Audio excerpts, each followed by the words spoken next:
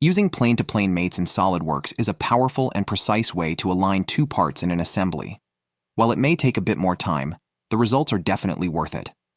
Let's dive into how it works. To start, let's display the planes. In every assembly and part, there are three default planes: the front, top, and right.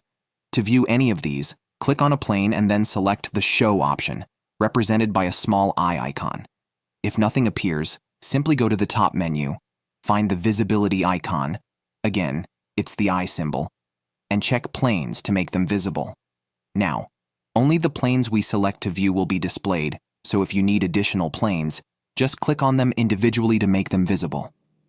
For example, in this setup, I'll go to the second part in my assembly, find the front plane, and enable it.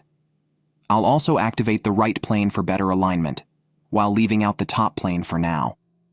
Now for the fun part, mating.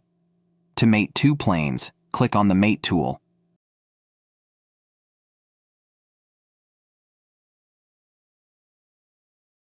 I'll first select the front plane of one part and mate it to the front plane of the other part. You'll see them align right away. Click OK to confirm. Next, let's align the right planes of both parts. Select each right plane, and again, they'll snap into position. Click OK to confirm that alignment.